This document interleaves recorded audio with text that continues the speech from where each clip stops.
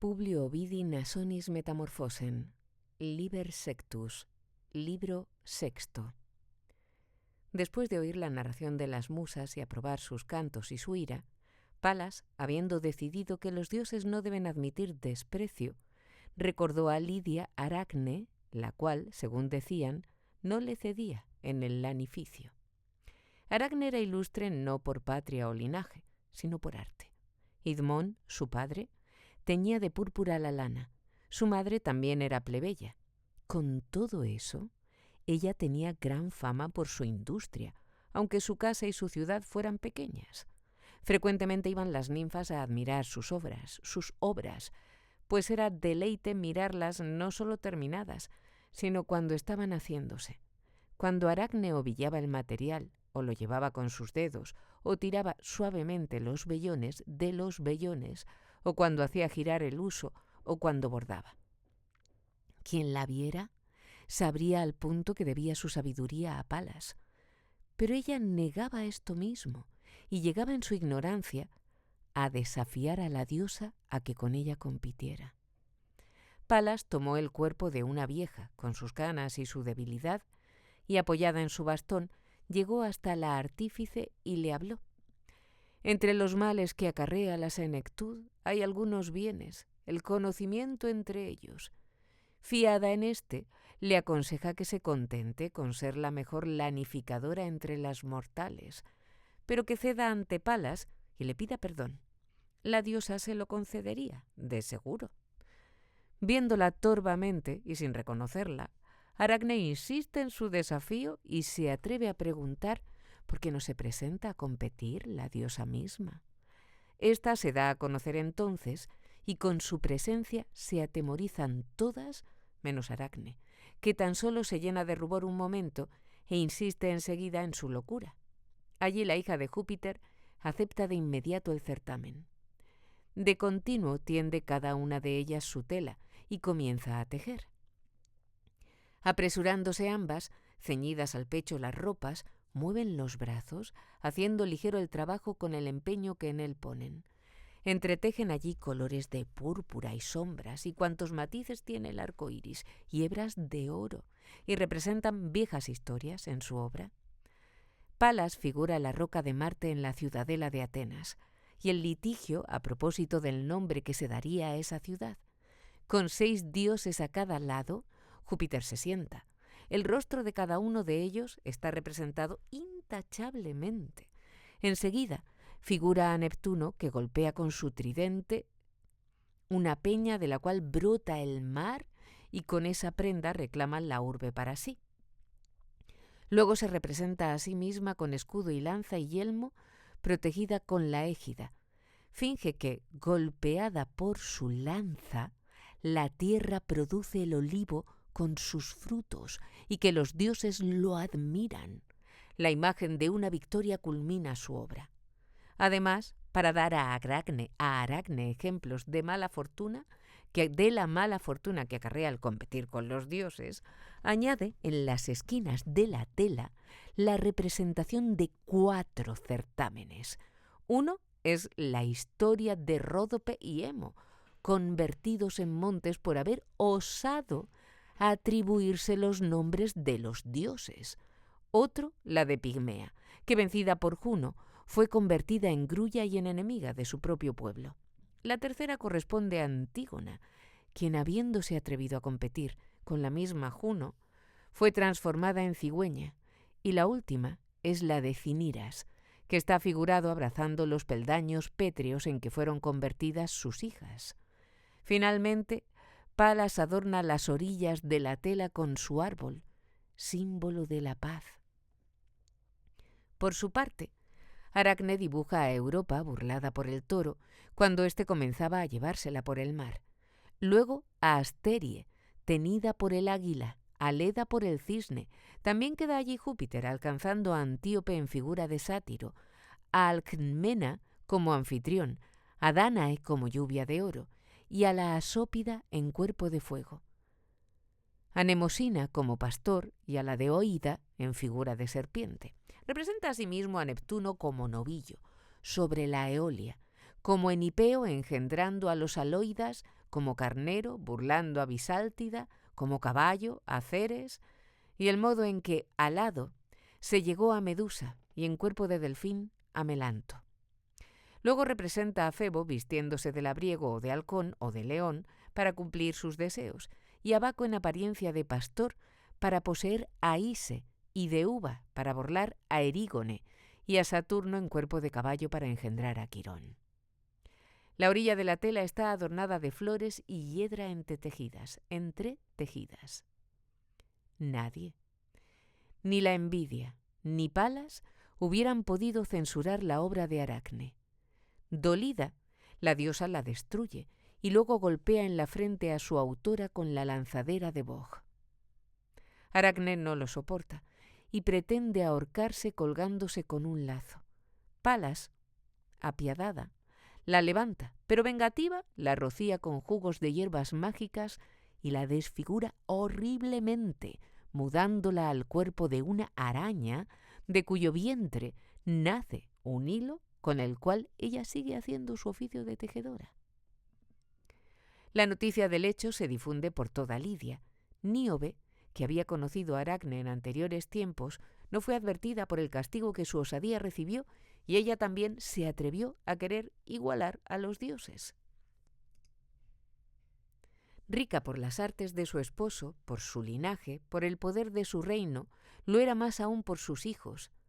Manto, la profetisa hija de Tiresias, había en una ocasión, poseída del poder de Latona, ordenado que las tebanas rindieran culto a esa diosa y a sus 2 hijos.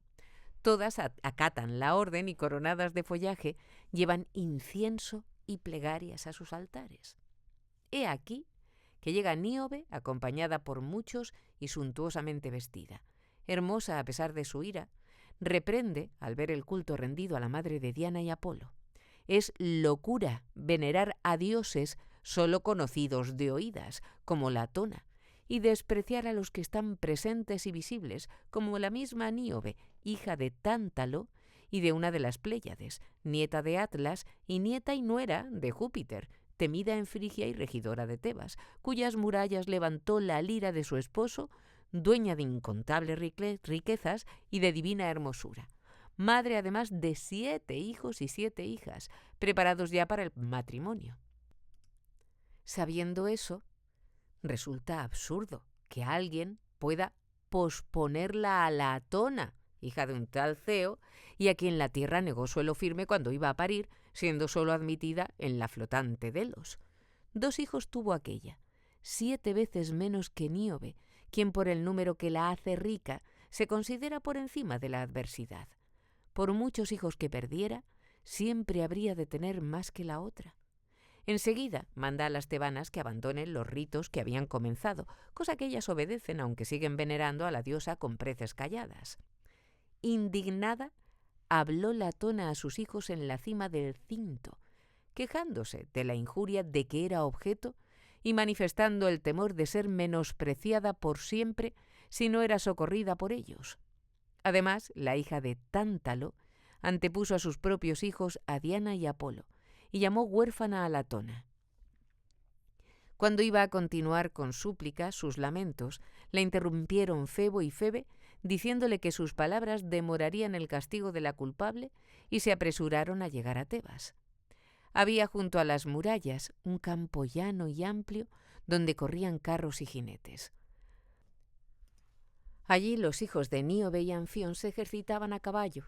Ismeno, el mayor de ellos, mientras hace girar a su cabalgadura, grita, herido en medio del pecho por un dardo, y cae resbalando. Al oír en el aire el ruido de la aljaba de Febo, huye Sipilio como el piloto huye de la tormenta.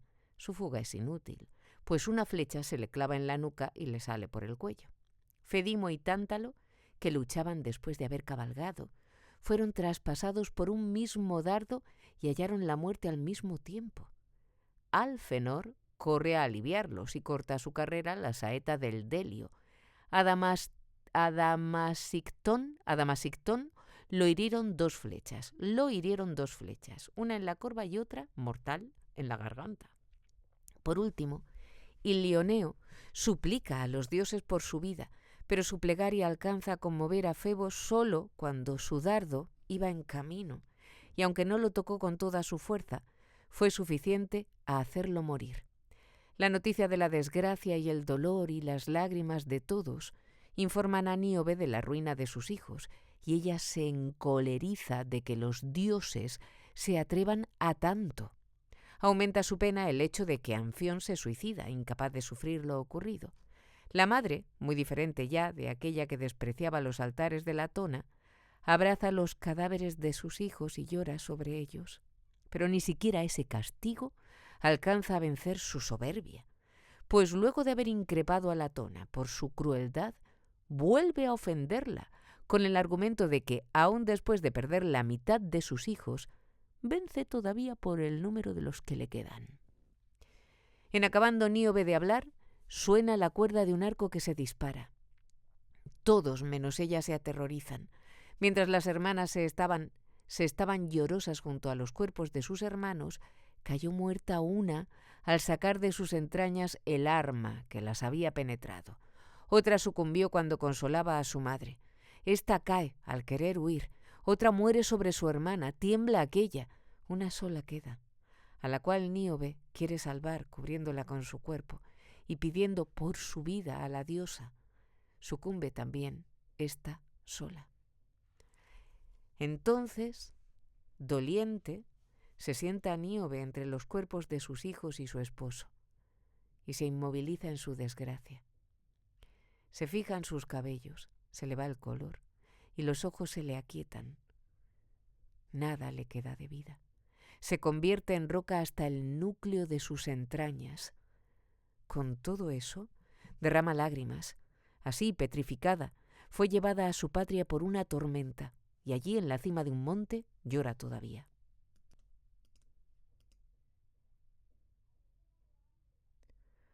Hombres y mujeres temen entonces el poder de Latona y se esmeran en rendirle culto. Alguien, recordando hechos pasados parecidos al presente, refiere que los antiguos colonos de Licia habían intentado despreciar a la misma diosa y habían sido también castigados.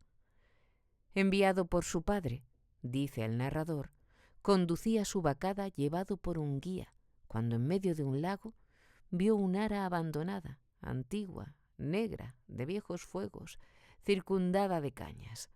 Después que ambos hubieron mostrado su religiosidad, él preguntó al guía a quién estaba dedicada el ara aquella, y éste respondió que a la diosa, a quien Delos recibió y que en Delos, errante todavía, dio a luz bajo una oliva a sus hijos gemelos. Perseguida por el odio de Juno, había huido de aquí llevándose consigo a Diana y a Febo. Cuando el sol quemaba los campos de Licia, sintió sed y dio en la cuenta de que sus hijos habían secado sus pechos. Por casualidad, advirtió la proximidad de un estanque donde cortaban mimbres y anea los rústicos, y se arrodilló en su orilla con la intención de beber, cosa que le prohibieron ellos. La diosa les explica que el agua es bien común como la luz del sol o el aire, y además les ruega que se la den. Aclara asimismo que no pretende ensuciarla lavándose en ella el cansado cuerpo, sino solo calmar la sed que le seca la boca y apenas la deja hablar. El agua será la vida para ella y para los niños que desde su seno tienden los brazos suplicantes.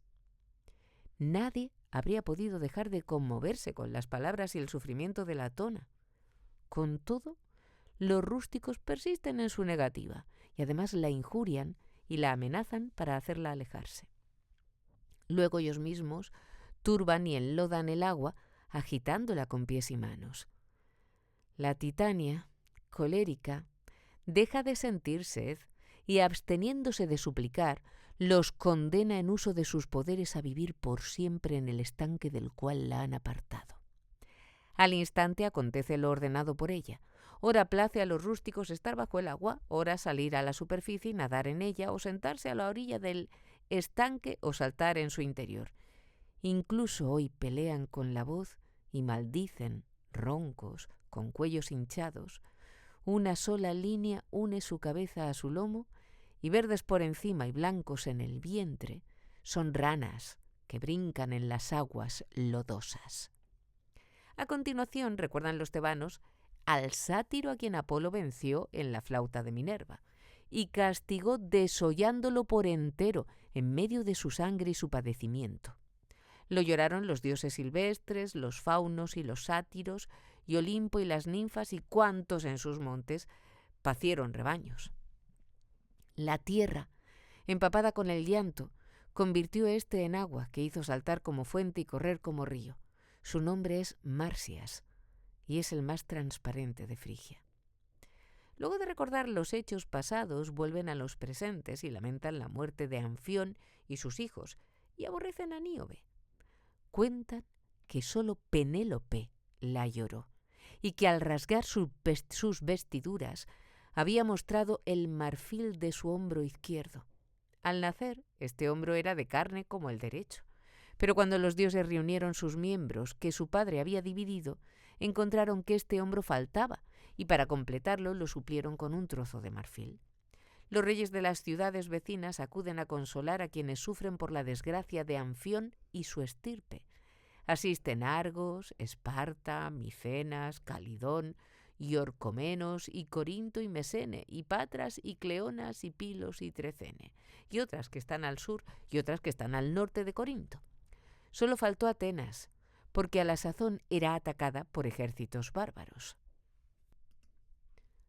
Tereo, rey de Tracia, adquirió clara fama al vencerlos, y Pandión, que reinaba en Atenas, lo consideró digno de casarse con su hija Progne, habida cuenta de su riqueza y su poder, y de que descendía del dios Marte. A la boda de Progne y Tereo no asistieron Juno, ni Himeneo, ni las Gracias. Las furias llevaron las antorchas nupciales tomadas de una hoguera fúnebre, y un búho funesto se paró sobre su casa y su tálamo. Bajo estos malos auspicios se casaron y se hicieron padres, y tan grande es la ignorancia humana que dieron gracias a los dioses y declararon festivo el día en que les nació Itis, su hijo. Habían pasado 5 años cuando Progne, acariciándolo, suplicó a su marido que la enviara a Atenas a visitar a su hermana o que fuera él para traerla a Tracia. En este caso, habría de prometer a Pandión que la devolvería en breve tiempo. Tereo decidió complacerla y después de navegar entró en el puerto de Atenas. Apenas había saludado a su suegro y comenzaba a decir la causa de su viaje cuando se presenta Filomela, rica en arreglo y en belleza, semejante a una ninfa, y el tracio se abrasa de deseo de ella como hierba seca en el fuego. Ciertamente su hermosura lo merece, pero lo fomentan también la índole sensual de Tereo y de su raza. Estos dos estímulos lo tienen en llamas. Piensa entonces en corromper a los compañeros y la nodriza de Filomela, o en conquistar a ésta con riquezas, aun las de su reino entero, o en raptarla y conservarla con las armas. Nada hay que no ose hacer para conseguirla. Entonces usa el deseo de su esposa para disimular el suyo, y elocuente ruega y llora diciendo que lo hace en nombre de Progne, y disfraza de piedad su lascivia. Por su parte, Filomela quiere que la lleven a ver a su hermana, y suplica a su padre que lo permita. Tereo, que la mira hacerlo, envidia los abrazos y los besos dados a Pandión, y anticipa en sí los placeres que ansía. Por fin es vencido el rey por los ruegos de sus 2 hijas, y accede a que Filomela parta con su cuñado. Esta, sin saberlo, se alegra de su ruina.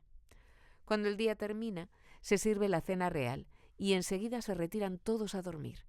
Pero Tereo, recordando a Filomela, arde e imagina lo que de ella no ha visto y ahuyenta el sueño con el deseo. Al siguiente amanecer se despide de su suegro, quien lo encomienda el cuidado de la sola hija que le queda, y les pide a él que se la devuelva cuanto antes y a ella que no tarde en volver. Luego, entre besos y lágrimas de adiós, une las manos de la hija y el yerno y se despide de ambos, lleno de sombríos temores. Algo se huele. Tereo se siente y se dice vencedor en su intento, en cuanto la nave en que lleva a Filomela se aparta de la tierra. alegre, apenas es capaz de diferir los placeres que espera y mira sin tregua a su cuñada, como el águila observa la presa depositada en su nido. No bien hubieron llegado a Tracia y desembarcado en sus costas, arrastra a Filomela hacia establos escondidos en viejas selvas y allí la encierra y la viola, mientras ella invoca el nombre de su hermana y el de su padre y el de los magnos dioses. Después de haber sufrido la fuerza de Tereo, temblorosa como la cordera herida por el lobo o la paloma por el ave rapaz, se lamenta y se queja del bárbaro y le reprocha que haya olvidado cuánto debía a su padre y a su hermana y a ella misma, virgen, a los derechos del matrimonio. Lo insta a que la mate y desea haber muerto antes de haber sido violada, porque su alma hubiera quedado sin crimen. Pero humillada y furiosa, amenaza entonces con delatar a Tereo ante todos, e incluso prisionera en la selva, llenar ésta con su denuncia y conmover con su denuncia las rocas y hacer que su voz llegue al cielo y al oído de algún dios. Iracundo y atemorizado, el feroz tirano desenvaina la espada y, habiendo tomado el cabello de la Filomela, le ata las manos a la espalda. Enseguida, cuando ella, que esperaba la muerte, ofrece el hierro a la garganta, le toma la lengua con unas tenazas y se la corta de raíz. Brinca a los pies de su dueña la lengua moribunda. Y todavía tras esto, dicen que Tereo ejerció muchas veces su lujuria en el cuerpo mutilado. Después de tales hechos, va el tracio a su esposa y le cuenta que Filomela ha muerto, y da a su mentira los visos de verdad suficientes para ser creída. Progne desgarra sus ropas de oro y se viste de luto, y erige un cenotafio donde hace ofrenda a los hados de su hermana. Ha pasado un año completo, y Filomela no sabe qué hacer, encerrada por guardias y muros e incapaz de acusar porque carece de lengua, emplea su dolor para aumentar su ingenio, e inventa entretejer en una tela la narración escrita de su desgracia. Hecha esa obra, la envía a Progne con una de sus criadas. Progne se entera de este modo de todo lo ocurrido y queda en silencio a causa del dolor y por no encontrar palabras para su indignación. En ella se confunden lo justo y lo injusto y solo piensa en castigar al culpable. Era la época en que las mujeres sitonias celebraban las orgías trienales de Baco, haciendo sonar los tímpanos brocíneos en el Ródope. Aprovechando la circunstancia, Progne se viste como si fuera a tomar parte en ellas, coronándose de vid, cubriéndose con pieles de ciervo y llevando el tirso del dios. Seguida de las suyas, llega así a la prisión de sus hermanas y rompe las puertas y se la roba, vistiéndola con insignias iguales a las que ella usa y velándole el rostro con hiedra. De esta suerte la conduce a su casa, en cuyo interior, tras haberle quitado las prendas de Baco, intenta abrazarla.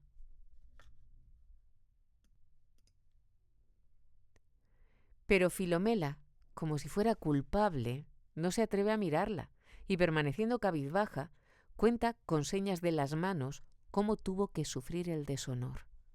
Airada, Progne reprocha a su hermana las lágrimas y le dice que no es con llanto con lo que han de vengarse, sino con hierro o algo más terrible que el hierro. Afirma enseguida estar dispuesta a incendiar el palacio de Tereo y quemar a éste, o cortarle la lengua, o sacarle los ojos, o castrarlo, o matarlo con innumerables heridas. Mientras habla tales cosas, se le acerca Itis, su hijo, sugiriéndole cuál podría ser su venganza. La mira feroz y hace notar todo lo parecido que es a Tereo. Y calla luego, y se dispone al crimen funesto. No obstante, cuando se le acercó el niño y la abrazó y la besó, ella se conmovió como madre que era, y sus ojos se llenaron de lágrimas. Finalmente venció la ira, pues al ver el rostro de Filomela y recordar a quién debía su desgracia, consideró que ser piadosa con Tereo era ser criminal.